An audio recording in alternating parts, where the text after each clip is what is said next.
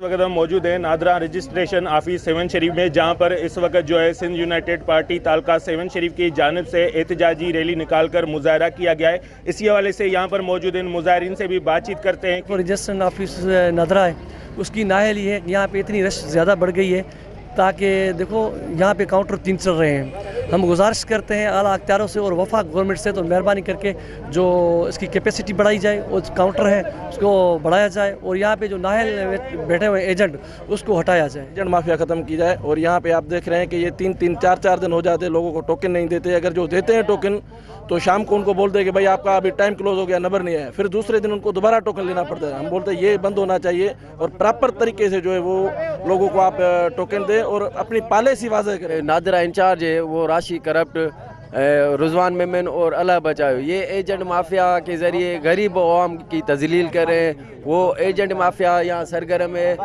15 से 2000 तक जब आप दोगे तो आपको टोकन मिला, नहीं तो महीनों तक आप यहाँ सफ़र करते रहो। नादरा इंचार्ज जो यहाँ पे 7 शरीफ नादरा में मन मस्ती करके अपना एजेंट मुकर्रर कर दिया है, सालों से हमारे लोगों को लूट रहे हैं। हमारा सिर्फ मुतालबा यही है इस नादरा इंचार्ज को हटाया जाए और एक फर्ज शनास ऑफिसर मुकर्रर करके। जैसा कि यहाँ पर मौजूद आपने मुजाहरीन की बातें सुनी, उनका कहना है कि नादरा रजिस्ट्रेशन ऑफिस 7 शरीफ में जो नायल करप्ट अफसरान हैं उनको फौरी तौर पर हटाकर यहाँ पर ईमानदार अफसरान को मुकर्रर किया जाए। जबकि 7 तहसील के अंदर लाखों की आबादी होने के बावजूद भी यहाँ पर नादरा रजिस्ट्रेशन ऑफिस में यहाँ पर आने वाले सार्फिन को कोई भी सहूलतें फराहम नहीं की जा रही। जबकि यहाँ पर करप्ट अमला जो है पैसे लेकर अपने मनपसंद जो आने वाले सार्फिन हैं उनको टोकन फराहम कर रहे हैं। हम यहाँ पर वफाकी हुकूमत से यही मुतालबा करते हैं कि तालका 7 शरीफ में जो है नादरा की दूसरी ब्रांच खोली जाए और यहाँ 7 तहसील के अंदर